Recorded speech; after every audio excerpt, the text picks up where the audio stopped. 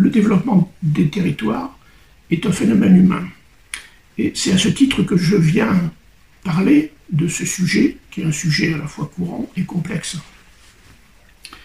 J'en parle à partir de mes travaux d'humanisme méthodologique où j'ai exploré ces problématiques de développement territorial depuis une quarantaine d'années, où j'ai dégagé un certain nombre de principes opérationnels qui ont été mis en pratique depuis les années 80, en date de mes premiers écrits sur ce sujet. Le premier, ça s'appelait « Cohérence culturelle et dynamique locale de développement ». Bien entendu, la question du comment, du pourquoi viendront en leur temps. Et pour l'instant, la question c'est qu'est-ce que le développement territorial? De quoi s'agit-il? En quoi cela consiste? Alors d'abord, on doit considérer que le territoire dont on s'occupe, dont il est question ici, doit être identifié et situé. Ce n'est pas n'importe quel territoire, ce n'est pas le développement standard de tous les territoires standards.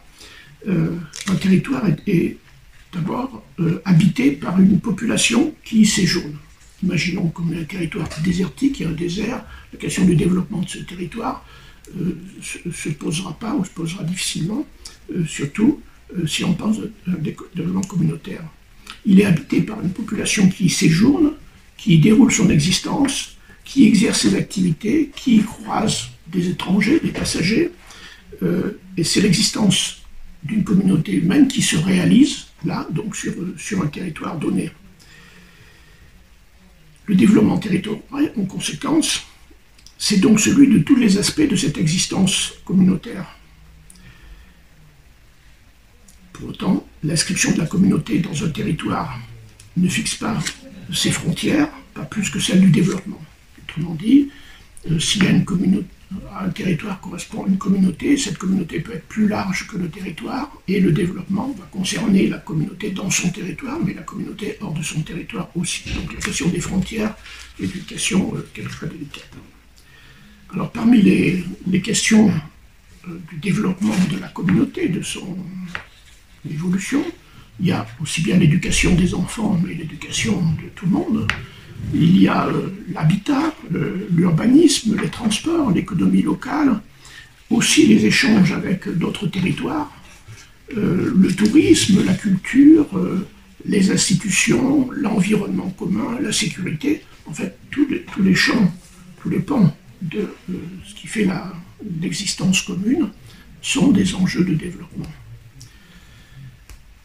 Ce sont des facettes du devenir de la communauté humaine, de son existence, et l'existence humaine, individuelle et collective, elle est aussi bien d'ordre matériel, mental, ou sensible, ou affective.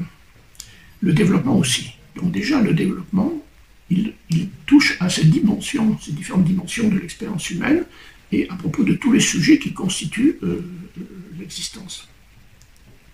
Alors peut-on effectivement traiter du développement d'un territoire, d'une communauté territoriale, sans traiter des sensibilités, des émotions partagées?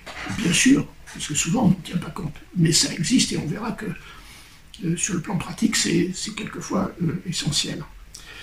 Est-ce qu'on peut traiter du développement uniquement par des normes et des procédures standards, c'est-à-dire on applique des normes et des standards qui ont été établis quelque part, sans se préoccuper des représentations, des visions communes ou de la compréhension culturelle de ces projets de développement, de ces actions de développement qui est proposée à un territoire.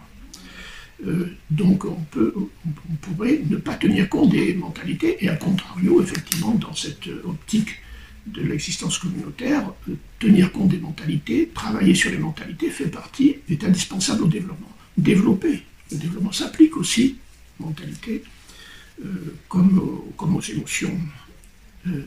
Et puis, est-ce qu'on peut traiter du développement sans que ça ait une valeur, sans qu'on se pose la question d'une valeur pour la communauté concernée? Quel sens ça a pour elle? Qu'est-ce que ça vaut? Quelle est la valeur? Quel est l'intérêt de se développer ou du développement qui peut être proposé ou induit? Donc, première chose, le développement porte sur l'ensemble des dimensions de l'existence communautaire. Alors on peut avoir des projets de développement sectoriels, on peut avoir un projet de développement éducatif, on peut avoir un projet de développement de sécurité, d'aménagement du territoire, d'urbanisme, tout ce qu'on veut, mais tout cela d'ailleurs est lié dans une vision, une conception du développement de la communauté. On peut dire que le développement de la communauté est orienté, ou doit être orienté dans le sens du bien commun. Voilà le terme de bien commun qui est si galvaudé aujourd'hui. Commun vient de communauté, on peut le rappeler, et le sens du bien commun, ça veut dire que c'est la poursuite du bien commun. Et le développement, c'est la poursuite du bien commun. Mais le bien commun, c'est pas un acquis et un avoir, le bien commun, c'est un grandir. Donc c'est progresser à la fois dans les affaires, au travers des affaires de la communauté, mais progresser, ça veut dire passer à des stades de maturité.